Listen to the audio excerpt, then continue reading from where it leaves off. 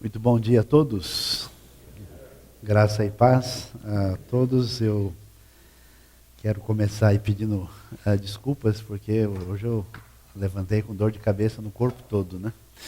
Então está bastante gripado, bem difícil de conseguir fazer alguma coisa direito.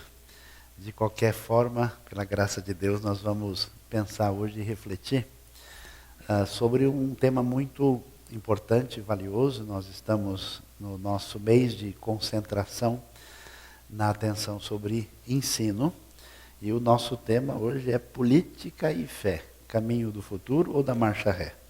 Como é que a gente lida com isso? E eu queria começar lembrando em Atos dos Apóstolos, capítulo 4, versículo 18 até 20, a Bíblia diz assim: então, chamando-os novamente, ordenaram-lhes que não falassem nem ensinassem em nome de Jesus.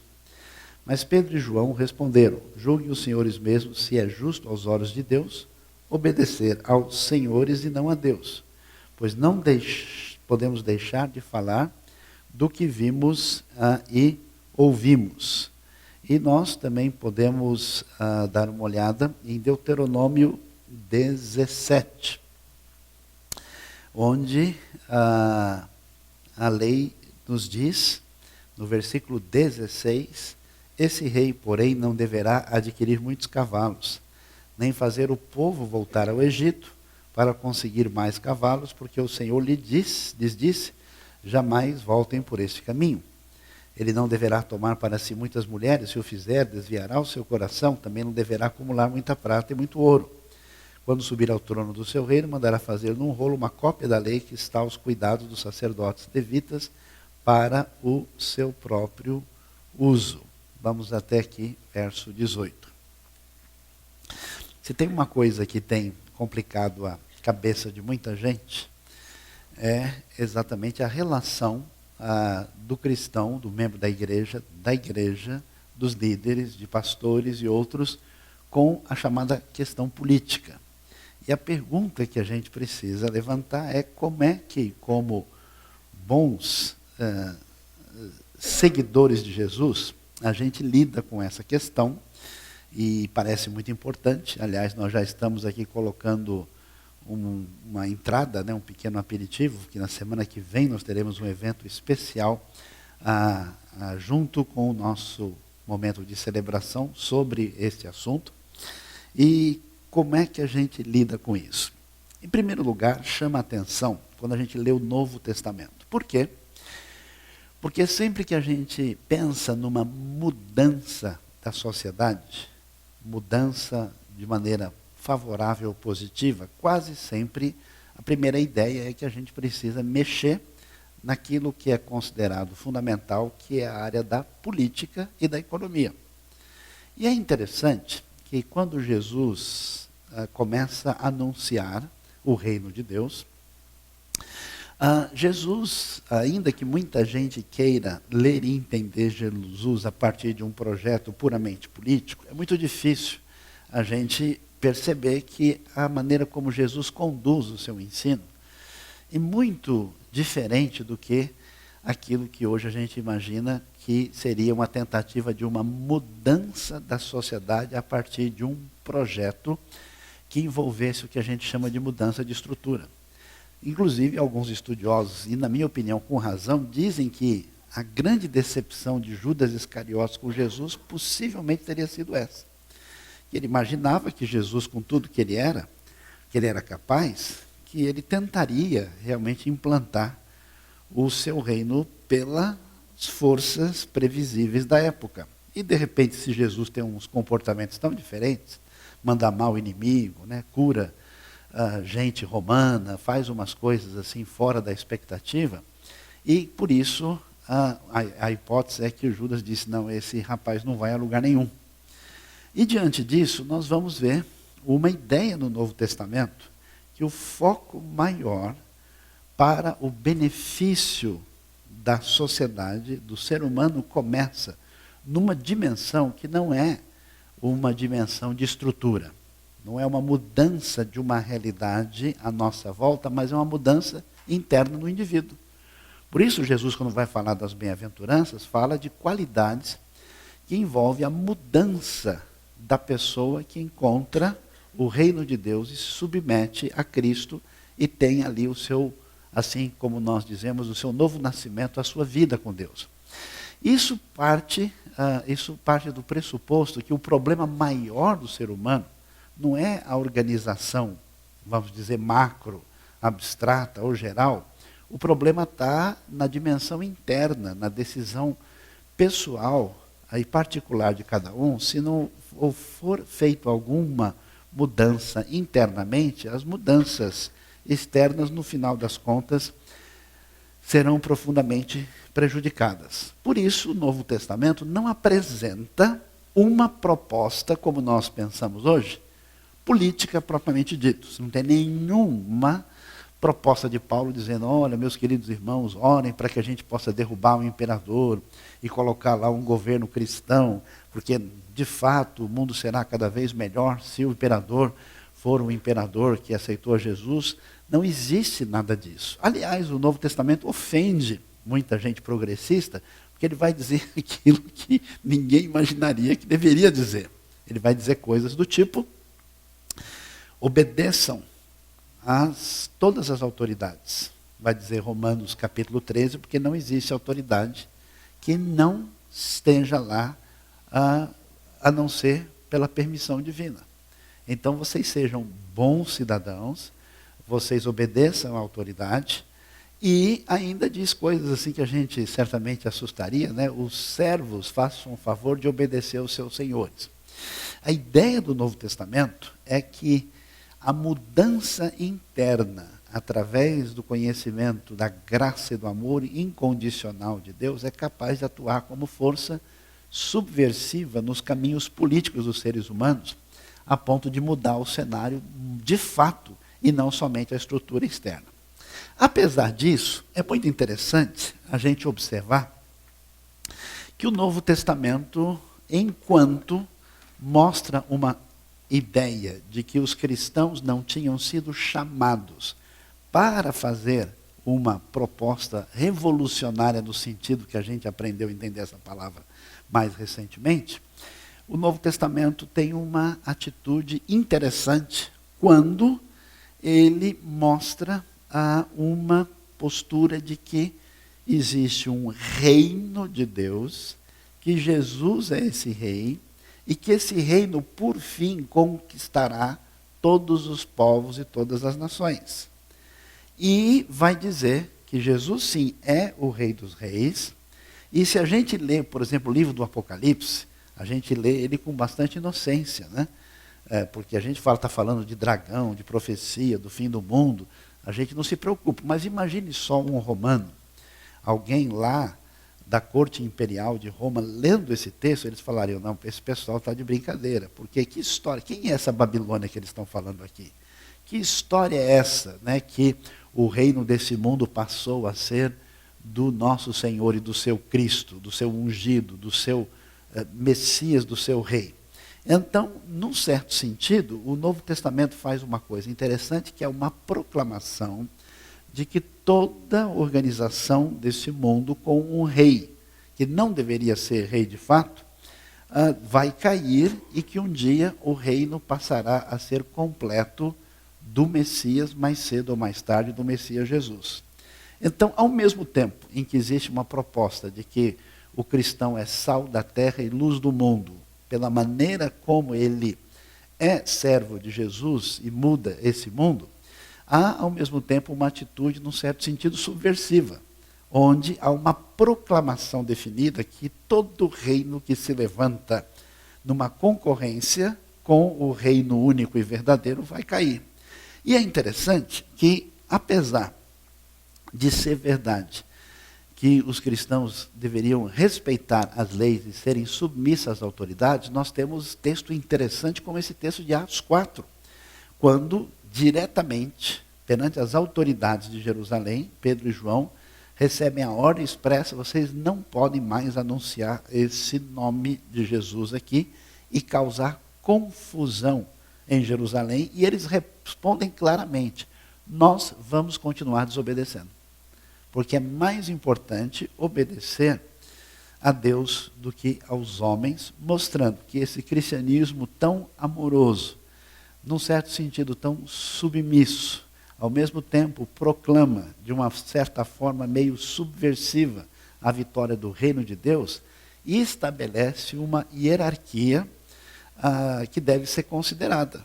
Então existe uma ordem, uma organização na sociedade, na família, que deve ser atendida, mas aquilo que é mandamento explícito de Deus é superior à exigência do Estado. E por isso, se o Estado passar desse limite, esse Estado não só vai, como deve ser confrontado e desobedecido. É muito interessante a gente ver isso, e talvez a gente vai ficar um pouquinho agora pensativo em pensar naquilo que a gente pode chamar da dimensão política da própria Bíblia. Por quê?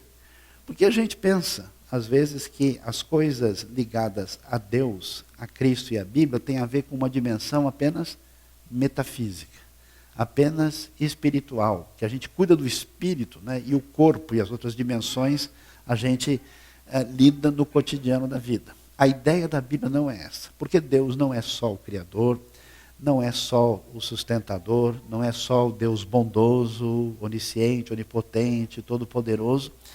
Esse Deus é o Deus que reina. Como Ele é o Deus que reina, o governo deste mundo está sob o poder de Deus, e ainda que haja essa rebelião na criação, esse governo, mais cedo ou mais tarde, deverá ser pleno da parte de Deus. Por isso, Deus deve dominar sobre a criação, Deus deve dominar sobre os seres humanos, e, ainda que haja essa rebelião, vai chegar um momento mais cedo ou mais tarde que o governo será totalmente do nosso Deus. Por isso é interessante que quando Deus elege a nação de Israel para desenvolver, por meio daquele povo, seu grande plano, seu projeto de redenção, de salvação, Deus confronta os poderes políticos da sua época.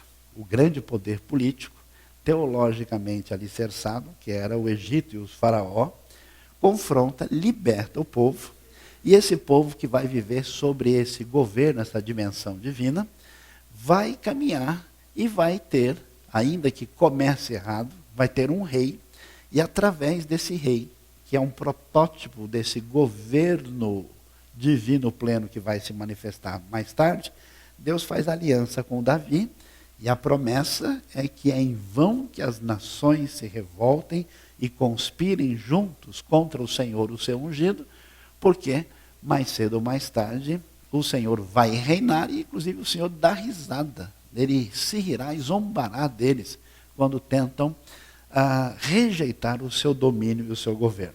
Então essa ideia é tão interessante que a gente começa a perceber que a Bíblia vai dizer o seguinte, que na dimensão da convivência humana, não existe a possibilidade da gente viver fora de uma dimensão política. Uma vez que você tem algum grupo de pessoas convivendo de alguma maneira e se organizando, você tem uma dimensão política. E isso é algo que não tem como a gente fugir. Talvez o que complique um pouco a nossa vida é que quando a gente lê os textos antigos, ele está totalmente organizados naquilo que a gente chama de poder concentrado do rei e um poder centralizado, onde o rei tem um direito que lhe é dado, inclusive por razões religiosas. A nossa sociedade, olha, isso é interessante para a gente pensar, a nossa sociedade de hoje é diferente porque as nações, estados que a gente conhece hoje, é uma criação muito recente. Aliás, a primeira tentativa de fazer isso é em Portugal, no século XII. Os portugueses saem na frente. Mais recentemente é que as nações passam a existir e que vão acabar, especialmente a partir da influência de alguns pensadores aí de destaque, como John Locke, como Thomas Hobbes, como Jean-Jacques Rousseau, estabelece aquilo que a gente chama de direcionamento da organização política da sociedade. E a pergunta é, diante desse fato de que Deus é rei, de que Deus coordena a história, de que Deus liberta Israel, de que Cristo vem como rei e que esses cristãos não têm essa proposta, como é que a gente deve pensar e lidar com a questão política hoje? A primeira grande novidade para a gente pensar, que é muito importante, é que o nosso mundo hoje é principalmente dividido por nações que se organizam em função de uma etnia, povo / cultura. E o Evangelho ultrapassa esses limites. O Evangelho é universal. Num certo sentido, o Evangelho conspira contra os nacionalismos, porque ser cristão é mais importante do que ser brasileiro. Amém, irmãos? Pouca gente respondeu, hein? Acho que foi por causa da Copa América, alguma coisa do tipo aí, né? De fato, a relação que nós temos de fraternidade, de comunhão com outros seguidores de Jesus, deve ser mais forte do que simplesmente aqueles que fazem parte do mesmo povo. Então, num certo sentido, essas dimensões, elas acabam tendo menos poder, menos força do que elas acabaram tendo no tipo de Estado que a gente viu aparecer e se desenvolver recentemente. A segunda coisa é que a Bíblia caminha numa direção muito interessante, que não está devidamente estudada, especialmente nas nossas escolas, porque ela tem um viés diferente da Escritura, que é uma ideia de que porque todos os seres humanos são criados por Deus e são feitos à imagem de Deus, que essencialmente eles são iguais. Diferentemente das sociedades antigas, onde a dignidade de uma pessoa dependia da sua posição social, que era justificada tantas vezes de maneira religiosa. Você tem um problema, por exemplo, na Índia hoje, né? As pessoas que nascem em ditas castas inferiores o fazem por causa de um ciclo de reencarnação que determina o seu destino. No mundo antigo, os grandes monarcas tinham o direito de fazer o que eles faziam, porque isso era justificado teologicamente. Eles são filhos de um Deus, são pessoas superiores. Quando o Novo Testamento diz para a gente, quando o Antigo Testamento diz para a gente que nós somos criados por Deus, isso estabelece uma base essencial para a igualdade entre as pessoas. E mais do que isso, terceiro aspecto valioso, é que a Bíblia vai dizer que só o Senhor, de fato, reina. Só o Senhor tem o domínio. Isso significa que, na verdade, se Deus é rei, ninguém mais é. Todo reino, ainda que esteja debaixo da aliança da promessa divina, só pode se legitimar por causa do próprio Deus, que só Ele, todo o poder de governo, em última instância, deve depender de Deus. Por essa razão, vai acontecer um negócio interessantíssimo. A nossa formação secular, né? A gente tem nas nossas escolas, universidades, às vezes uma influência muito forte da visão secular, antirreligiosa, a visão marxista, a visão, às vezes, mais pós-moderna. Mas quando a gente olha da perspectiva bíblica, você vai perceber uma coisa interessantíssima, que só no Israel bíblico é que havia essa ideia, que a gente leu agora em Deuteronômio capítulo 17. Que ideia é essa? O rei tem limites. Existe uma outra referência, que é uma espécie de constituição, que está disponibilizada para o rei e ele deve ouvir e prestar atenção. Ou seja, ele não deve multiplicar para si cavalos, ele não deve multiplicar mulheres, ou seja, existe uma limitação do poder do rei, na visão bíblica hebraica da realidade, a partir de uma referência maior, que é a Torá, que é a lei de Deus. Então, o que a gente entendeu? A gente aprende, não, porque a democracia moderna tem base na Grécia. Será que é verdade? O mundo grego dividia as pessoas em classes muito distintas. E a democracia grega real funcionava para 10, 15% da população. mulher estava fora, escravo estava fora, era só quem era cidadão, mas cidadão era só uma elite.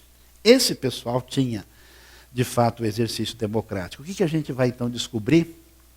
Que a maneira que a Bíblia apresenta a realidade de quem o homem é e como é que ela apresenta os limites do poder do governo do rei, abre o espaço na nossa tradição judaico-cristã ocidental para o movimento moderno das democracias que nós temos na nossa sociedade.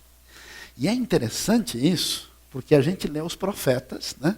E você lê os profetas como gente apenas da perspectiva religiosa, ele foi inspirado por Deus, ele foi lá dizer para o rei que ele estava em pecado, mas é muito mais do que isso. Porque o profeta não está sujeito politicamente ao rei. Ele está sujeito a Deus e a sua palavra, e se o pessoal sai do lugar, o profeta vai lá e dá uma bronca no Davi, que é o rei de Israel, como o profeta Natã, né? Eu estava vendo um filminho interessante em Jerusalém, de um instituto que discute isso. Ele tem um negócio tão interessante, porque apresenta a ideia de um babilônio visitando Jerusalém. E aí ele vê os profetas na rua criticando o rei, o palácio, os líderes. E aí o babilônio visitante fala: escuta, como é que é esse indivíduo? Por que ele está fazendo isso? Mas deixam ele falar assim na rua, abertamente? Na Babilônia ele já estaria morto. Ele jamais poderia fazer uma coisa dessa. Por isso, na perspectiva bíblica, nós temos a ideia de que o poder não pode estar concentrado numa pessoa supostamente superior aos outros, não pode estar concentrado em alguém que teoricamente tenha um direito especial sobre os outros. Esse poder deve representar o próprio povo. Você lembra que é interessante? É o caso das filhas de Zelofeade. A pessoa acusa a Bíblia, né, de machismo. As filhas de Zelofeade estão lá e chegam para Moisés e falam: olha, nós não temos descendente masculino, como é que fica a nossa herança? E a Bíblia diz que Moisés foi consultar o Senhor. Quando ele consulta o Senhor, a resposta é: e pareceu bem ao Senhor o pedido delas. E isso nos foi dado. É interessante que a igreja primitiva, né, quando tem uma dificuldade para resolver, quando você vê o que acontece em Atos, capítulo 6, com o problema da distribuição de comida entre as viúvas, eles fazem a escolha de alguns homens, e o texto termina dizendo que isso pareceu bem a todos, que isso acontecesse dessa maneira. Então, essa visão é importante. Por quê? Porque às vezes a gente imagina, né, que uma posição política de uma liderança, ele representa um poder acima de nós. Uma sociedade saudável, uma sociedade que tem influência dessa base bíblica de entender o governo, sempre deve ser uma sociedade que represente as pessoas e que, na verdade, o poder pertence ao povo, e as pessoas que estão lá estão representando adequadamente esse povo, e esse é o caminho que deve acontecer em qualquer sociedade saudável. E aí nós temos uma questão muito interessante para refletir sobre esse assunto. Ainda que o projeto da Igreja de Cristo não seja eminentemente político, a ideia da Bíblia é que os princípios de Deus, estando presentes numa sociedade, abençoarão e farão a diferença nessa sociedade para que ela seja uma sociedade melhor. Por essa razão, aí a gente tem que entender bem qual é o caminho para que isso aconteça. É tão sintomático e especial ver que quando a gente tem, vamos dizer, a grande falência do povo de Deus, como você tem quando eles são escravos no Egito, o que vai acontecer lá? Deus escolhe uma pessoa com um chamado político especial para fazer diferença na corte egípcia. E esse é José. Quando acontece uma coisa semelhante, talvez mais grave, mais difícil, que é o exílio na Babilônia e o povo está lá, o que acontece? Deus de novo chama um outro indivíduo que vai fazer diferença na política da Babilônia, chamado Daniel. Então o que acontece? Preste atenção, isso é muito valioso e importante. Que nós somos chamados como seguidores de Jesus para ser sal e luz nesse mundo, fazendo com que os nossos dons e as nossas capacidades que Deus nos dá, direcionados pelos princípios bíblicos, venham fazer diferença nessa sociedade. Nesse sentido, um cristão que é um empresário, um cristão que trabalha em qualquer tipo de profissão, alguém que segue a Jesus, que é cientista, que dá aula na universidade, que tem o seu projeto, que faz isso, inclui também pessoas que são chamados para fazer diferença no benefício da sociedade. Ou seja, Deus quer pessoas com um chamado político para beneficiar a nossa comunidade, a nossa nação.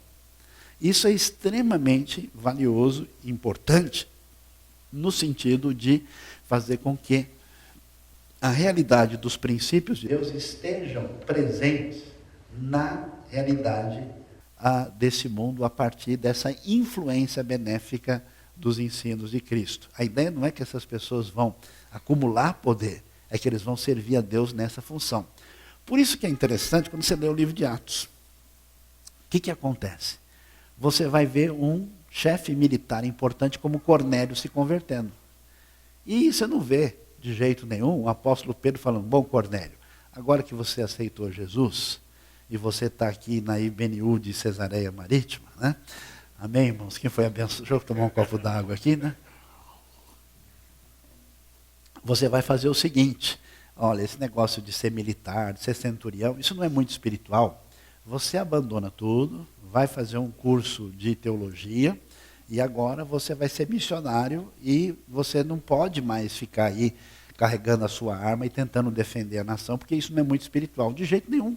Cornélio, em nenhum momento é dito a ele que ele tem que mudar a sua caminhada e tem que se tornar uma pessoa, um monge, uma pessoa noutra direção. Na primeira viagem missionária, em Atos 13, é muito interessante o livro de Atos nos mostrar a famosa conversão do procônsul Sérgio Paulo, que é uma pessoa do governo romano, o primeiro governador romano que crê em Cristo, e quando ele crê, não há da parte de Paulo nenhuma ideia de dizer: Sérgio Paulo, agora esse governo romano é muito sujo, muito complicado. E olha, é 1000 vezes mais complicado que tudo que você vê hoje em dia. Se você puder um dia dar uma lidinha assim na vida dos 12 Césares, do Suetônio, você vai ver o que é coisa complicada. Não, ele permanece lá. Então, nesse sentido, existe a necessidade de gente do povo de Deus que seja gente séria, que tenha projeto, que tenha condição com os valores do reino de beneficiarem a nossa sociedade a partir daquilo que Deus coloca na vida e na mão dessas pessoas. O que é diferente de confundir isso com o papel da igreja. Porque a igreja de Cristo, como comunidade do povo de Deus, ela tem claramente a sua função. Esses discípulos são chamados para anunciar o evangelho a todas as nações, para cumprir a grande comissão. E essa liderança da igreja tem um objetivo de trabalhar dentro daquilo que é a sua proposta e função. Então, nesse sentido, ainda que a gente tenha vamos dizer, esse papel de ser sal da terra e luz do mundo, e ainda que isso seja valioso e muitas pessoas como cristãos devem atender a uma direção, a um chamado divino para fazer diferença nisso, as pessoas envolvidas no ministério do corpo de Cristo, como pastores e líderes que atuam no seu trabalho da igreja, e como a igreja em si não pode confundir as coisas. Por isso que, historicamente, de maneira muito adequada, a tradição anabatista e batista tem dito aquilo que o pessoal acabou de escutar na nossa classe nova, que a gente faz o quê? Separa a igreja do Estado. Para a gente não confundir, né? Os objetivos são distintos, senão a igreja começa a fazer as suas alianças políticas. Uma pessoa que está numa posição pastoral e política ao mesmo tempo corre o risco de usar a sua influência religiosa para transformar isso em vantagens políticas, e você mistura as coisas de uma maneira indevida. Então é necessário que a igreja entenda bem a sua vocação, a sua função, a sua proposta, e que ela continue proclamando todos os ensinamentos bíblicos e princípios para que aqueles que servem a Deus como discípulos de Jesus e que venham a ter qualquer possibilidade ou chamado ou direção de Deus para se envolver em causas políticas, venham fazer isso adequadamente. Pode ser que alguém, tenha aí, mas uma pessoa que é pastor e de repente ele descobre que ele tem uma convocação nessa área, então é bom, ele deixa a sua função e vai lá cumprir o seu trabalho. Ou o sujeito que é político e descobre, não, meu negócio é outro, agora eu estou sendo chamado para um ministério especial, e ele então faz. É muito complicado a tentar juntar as duas coisas. Há duas coisas importantes ainda que eu gostaria de dividir para a gente pensar e refletir, que é muito valioso. No contraponto contra aquela ideia de que o bom cristão é uma pessoa que baixa a cabeça e aceita tudo, e que dificilmente vai reclamar, questionar, protestar contra uma coisa errada, ele só resolve tudo, vamos dizer, espiritualmente. É muito valioso a gente descobrir que na Escritura você tem os profetas de Deus sendo chamados, por exemplo, para confrontar o próprio rei. Você tem o exemplo de Atos, que a gente mencionou aqui. E a gente então tem que entender que nem sempre uma atitude de distanciamento, é uma atitude assim de até mesmo de omissão, representa a verdadeira espiritualidade.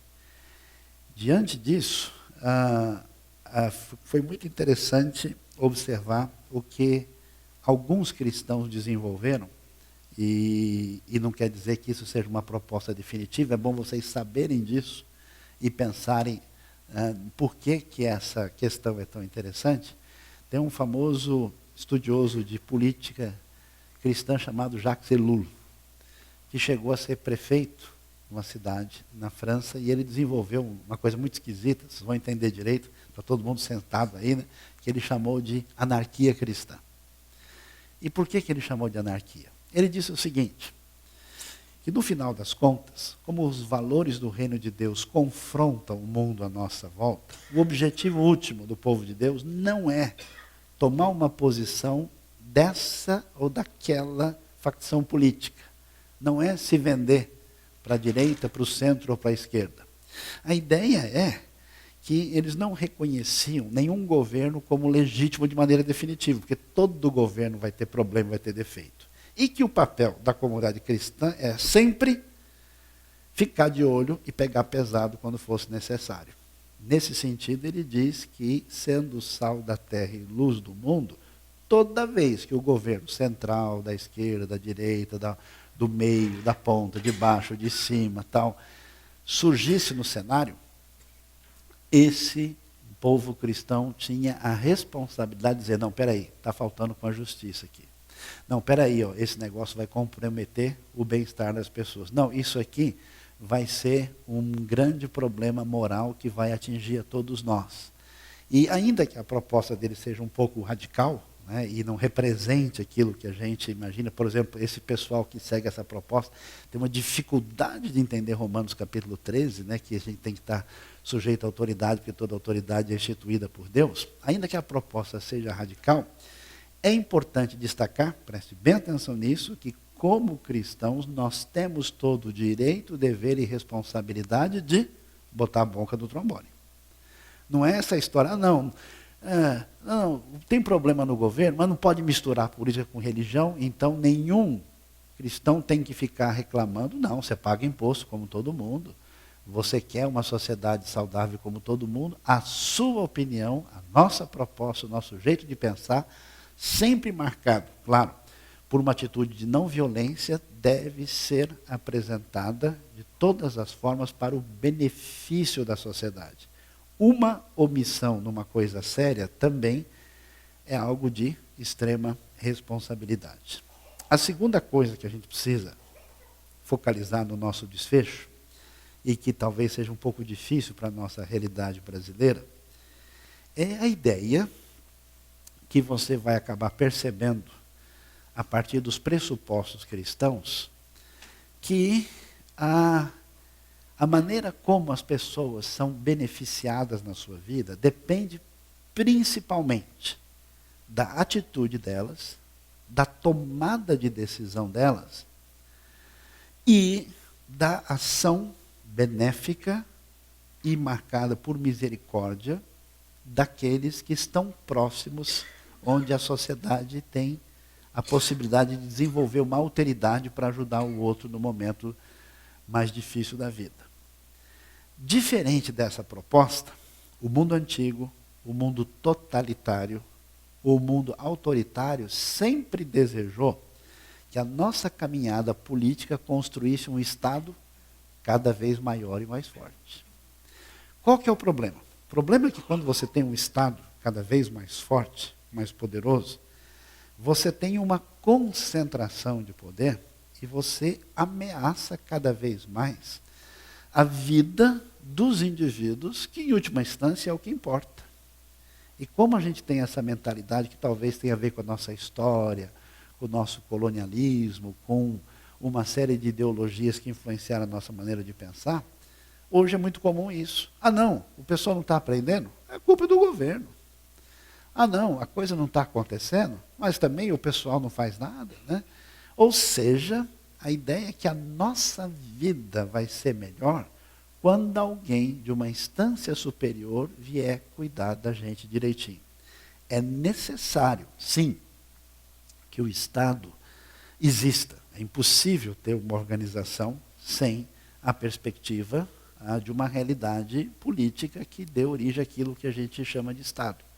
Agora, o Estado tem algumas responsabilidades. Ele precisa garantir a segurança, as bases da economia, né? Se não tiver papel, moeda e mecanismo, vai ser difícil da gente conseguir fazer qualquer coisa, né? O Estado é responsável pela existência de leis e pelo cumprimento das leis para que a justiça esteja presente, para que haja segurança, mas a ideia que a gente tem de que o Estado cada vez mais deve ter tudo na sua mão, com um poder cada vez maior, onde os indivíduos se tornam pessoas quase que dependentes desse Estado, é algo que nunca se comprovou como factível e aceitável, que em muitos momentos da história permitiram uma concentração de poder acentuado que, vamos ser bem objetivos, né? Por que o modelo de governo inspirado na Bíblia faz todo sentido? Porque a Bíblia trabalha com a antropologia correta. O ser humano, pecador, diante de uma possibilidade de controle completo de poder, sem prestação de contas, sem uma possibilidade de ser cobrado, sem que esse poder seja questionado e haja possibilidade de uma alternância de poder, nós estamos numa situação complicada, seja ela de extrema direita, como foi, por exemplo, a ideologia nazista, seja ela de extrema esquerda, como foi o caso das ditaduras de inspiração comunista.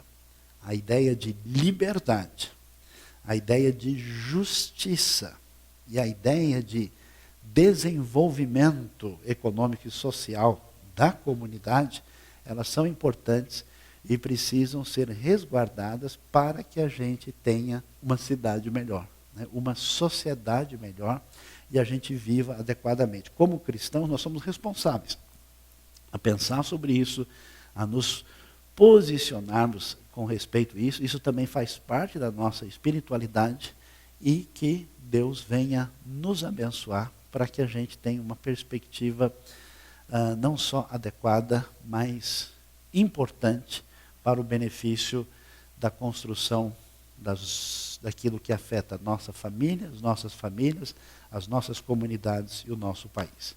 Que Deus nos abençoe e nos ajude a pensar em política e fé, para ter um bom futuro, mas não misturar indevidamente em momentos inadequados, política e fé, porque às vezes essa confusão pode gerar a marcha ré. Tá? Que Deus nos abençoe e nos ajude nessa manhã. Amém?